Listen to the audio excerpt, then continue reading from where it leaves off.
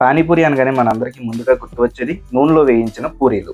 మరి ఈ రోజు వీడియోలో ఎయిర్ ఫ్రైయర్ అవసరం లేకుండా, అలాగే ఆయిల్‌లో వేయించకుండా ఈ పానీపూరీలని ఏ విధంగా ఫ్రై చేశాననేది ఈ వీడియోలో నేను మీకు చూపిస్తాను. వీడియోని ఎక్కడ స్కిప్ చేయకుండా చివరి వరకు చూడండి. Welcome to my channel LWD vlogs life without diabetes. ముందుగా పానీపూరీలో స్టఫింగ్ కోసం 12 గంటలు నానబెట్టిన తెల్ల బఠానీలని బాగా క్లీన్ చేసుకొని మెత్తగా ఉడికించుకోండి. ఇప్పుడు పూరీలోకి పానీని తయారు చేసుకుందాం. దీనికోసం 1 కప్పు కొత్తిమీర, 1 కప్పు పుదీనా, 3 పచ్చిమిర్చి, ఒక చిన్న అల్లం ముక్క. దీనిలోకి తగినన్ని వాటర్ పోసి మెత్తగా గ్రైండ్ చేసుకొని ఈ విధంగా స్ట్రైనర్ సహాయంతో గ్రైండ్ చేసిన పేస్ట్ మొత్తం ఫిల్టర్ చేసుకోండి.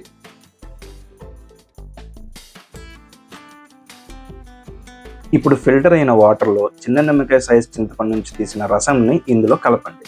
తరువాత రుచికి సరిపడా సాల్ట్, కొంచెం బ్లాక్ సాల్ట్, అలాగే ఒక హాఫ్ స్పూన్ జీరా పౌడర్, ఇవన్నీ వేసి బాగా కలిపితే పానీపూరిలోకి పానీ రెడీ అయిపోయినట్లే. పానీపూరి స్టఫింగ్లోకి బఠానీ కూడా మంచిగా ఉడికిందండి. ఈ విధంగా ఉడికితే సరిపోతుంది. ఇప్పుడు దీన్ని పక్కన పెట్టుకోండి. ఇప్పుడు పానీపూరి కోసం పూరీలను రెడీ చేసుకుందామండి. ఇక్కడ నేను రెడీమేడ్ పూరీలను నేను తీసుకున్నానండి. రెడీమేడ్ పూరీలు మాత్రమే మనం ఆయిల్ లేకుండా ఫ్రై చేయగలమని చెప్పి గుర్తుంచుకోండి. ఇప్పుడు పూరీలను ఫ్రై చేసుకోవడానికి ఈ విధంగా లోతైన కడాయి తీసుకొని ఒక 1/2 కిలో ఉప్పు వేసుకోండి. ఉప్పు బాగా వేడైన తర్వాత ఒక 4-5 పూరీలని ఇందులోకి ట్రాన్స్ఫర్ చేసి ఈ విధంగా ఫ్రై చేయండి. ఒక 10 సెకండ్ల తర్వాత ఉప్పులో ఉన్న వేడికి పూరీలు ఈ విధంగా పొంగడం మొదలవుతాయి. చూసారా ఎలా పొంగుతున్నాయో?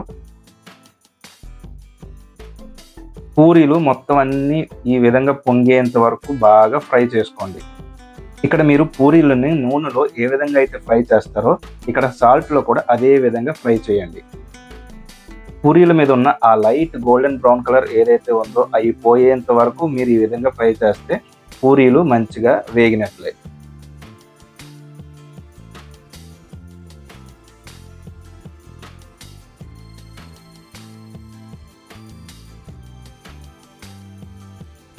ఇప్పుడు మనం అనుకున్నట్లు లైట్ గోల్డెన్ బ్రౌన్ కలర్ పోయిందండి. ఈ విధంగా స్ట్రైనర్ సహాయంతో మొత్తం దులిపితే ఉప్పు అంతా పోయి ఈ విధంగా మనకి పూరీలన్నీ రెడీ అయిపోయినట్లే.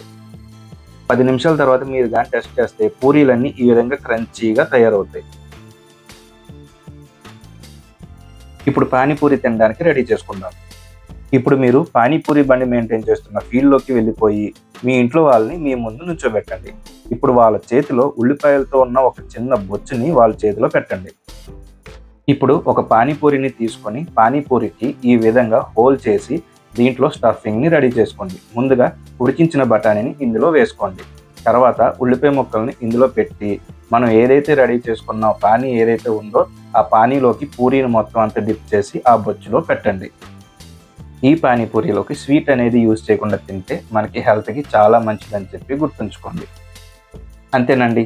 మరి ఈ పానీపూరి వీడియో కానీ మీకు నచ్చితే వీడియోని లైక్ చేయండి, షేర్ చేయండి, సబ్స్క్రైబ్ చేయండి. Thank you.